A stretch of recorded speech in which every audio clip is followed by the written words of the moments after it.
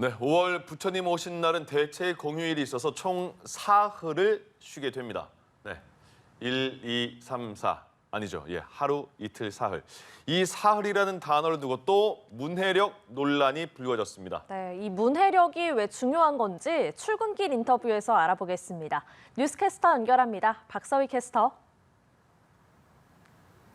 화요일 출근길 인터뷰에서는 한양대 국어교육과 조병현 교수를 만나 얘기 나눠보겠습니다. 안녕하세요. 안녕하세요. 반갑습니다.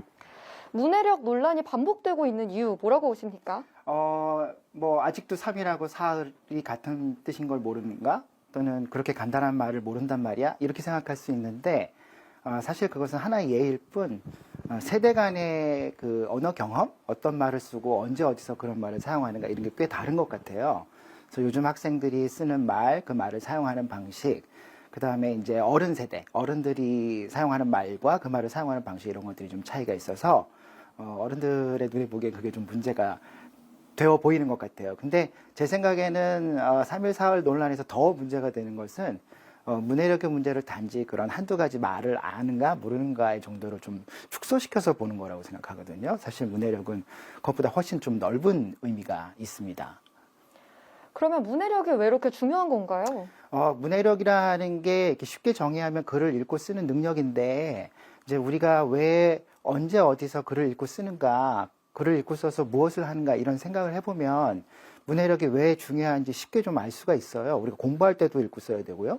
일을 할 때도 읽고 써야 되고요. 그 다음에 우리가 어떤 정치적인 참여를 한다든가 중요한 의사결정을 할 때에도 읽고 써야 하는 거거든요. 그러니까 잘 읽고 쓰는 일이 사실 따지고 보면은 현대사회에서 시민들이 살아가는데 가장 기본적이고 좀 핵심적인 능력, 역량이라고 좀 이야기할 수 있을 것 같아요. 그래서 생활 속에서 빼놓을 수 없는 능력, 우리가 매일, 매 순간 경험하는 어떤 그런 상황 이런 거라고 좀 생각이 됩니다.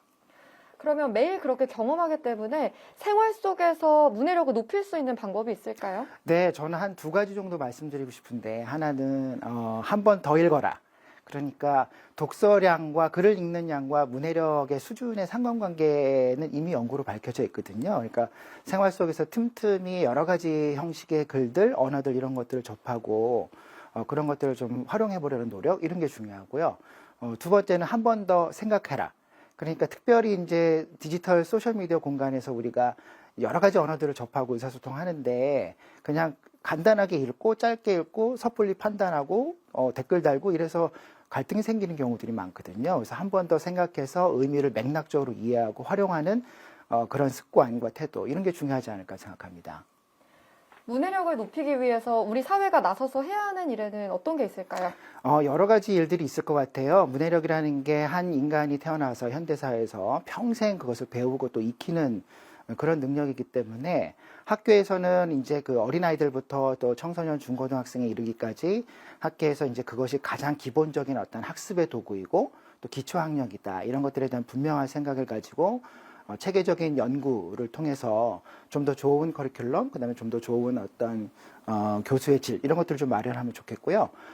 정부에서도 사회에서도 이제 모든 시민들, 특히 어른들이죠. 어른들이 더 잘 읽고 쓸 수 있는 그런 좀 소통하는 어떤 환경, 그다음에 여러 가지 지원 프로그램 이런 것들이 좀 마련되면 좋지 않을까라고 생각을 해봅니다. 네, 오늘 좋은 말씀 고맙습니다. 네, 고맙습니다. 지금까지 출근길 인터뷰였습니다.